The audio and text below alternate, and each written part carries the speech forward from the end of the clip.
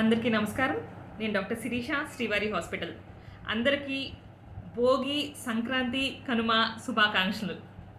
ఎక్కడ చూసినా ఆనందం, సంతోషం, అంతా పండగ వాతావరణం, ఎక్కడ చూసినా పాజిటివ్ ఎనర్జీ.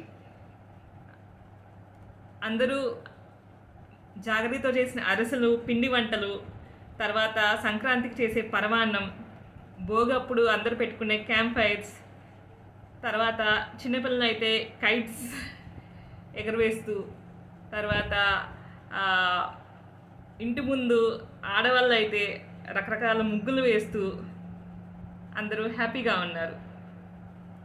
అదేవిధంగా తర్వాత కనుమ రోజు ఏమి నాన్ వెజ్ చేసుకుందామా అని అందరూ ఆలోచిస్తూ ఉన్నారు. ఈరోజు మనం మన ఫెస్టివల్ బెనిఫిట్స్ ఏంటో చూసుకుందాం. ఫెస్టివల్ వల్ల మనకు సైంటిఫిక్గా ప్రూవెన్ రీజన్స్ ఏంటో చూద్దాం. ఫెస్టివల్ అనగానే ఇలా శుభ్రం చేసుకొని మామిడాకులు తగిలిచ్చేస్తారు. మామిడాకుల వల్ల ఏంటంటే మామిడి ఆకు తర్వాత కూడా కోసిన తర్వాత కూడా ఆక్సిజన్ రిలీజ్ చేస్తూ ఉంటుంది. మామిడి తోరణం వల్ల ఆక్సిజన్ రిలీజ్ అవ్వటం వల్ల ఫెస్టివల్ అప్పుడు ఇంటికి చాలామంది చుట్టాలు వస్తారు, అందరు తిరుగుతూ ఉంటారు. సో మనకి ఎక్కువ ఆక్సిజన్ అవసరం అవుతుంది. ఎన్విరాన్మెంట్ చాలా క్లీన్గా, ఎయిర్ చాలా ప్యూరిఫై అవుతుంది. అందుకని మామిడి తోరణాలు కట్టుకుంటారు. అదేవిధంగా మనకి చేసే పిండి వంటలు కానివ్వండి, ఎక్కువ జాగరితో చేస్తారు, అంటే బెల్లంతో చేస్తారు. అరిసెలు కానివ్వండి, పరమాన్నం కానివ్వండి.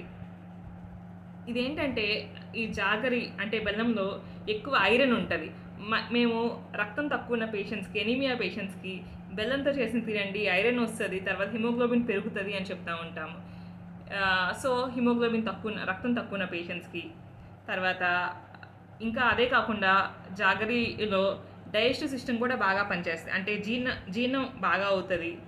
ఎవరైతే మలబద్ధకం, కాన్స్టిపేషన్తో బాధపడుతూ ఉంటారో వాళ్ళకి ఉపయోగపడుతుంది. నరాలు కూడా చాలా స్ట్రాంగ్ అవుతాయి.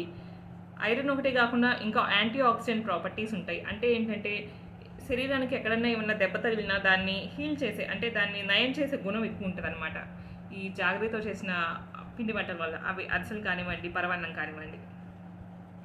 ఇంకా నరాలు వీక్నెస్ ఉన్న వాళ్ళకి నరాలు కూడా కొంచెం స్ట్రాంగ్ అవుతాయి. ఇంకా స్కిన్ కూడా కొంచెం హెల్తీగా అవుతుంది. ఇదొక్కటే కాకుండా మనము కనుమ రోజు అట్లాగా మీట్ చేసుకుంటాం కదా, అంటే చికెన్, మటన్ ఇవి చేసుకుంటాం కదా, ఇవి ప్రోటీన్ సోర్సెస్ అనమాట. అంటే హై సోర్స్ ఆఫ్ ప్రోటీన్ అనమాట ఇవన్నీ. అంతేకాకుండా చాలా B12 విటమిన్ మీట్లో ఎక్కువ ఉంటుంది. B12 విటమిన్ కనుక తక్కువైతే నరాలు చాలా వీక్గా ఉంటాయి అన్నమాట. సో పండుగ అప్పుడు మన ఇండియాలో ఎక్కువ రైతు కుటుంబాలు కాబట్టి, అంటే చాలామంది రైతు కుటుంబాలే ఉంటాయి. పంట వస్తుంది, కొంచెం మనీ వస్తుంది, అందరూ హ్యాపీగా పండుగ చేసుకుంటారు. అందుకని సో అందరూ బాగా ఎంజాయ్ చేసేది కాస్ట్, రిలీజియన్, రేస్ ఇటువంటివి ఏమీ ఉండకుండా ఇండియా మొత్తం సెలబ్రేట్ చేసుకునే పండుగ ఇది.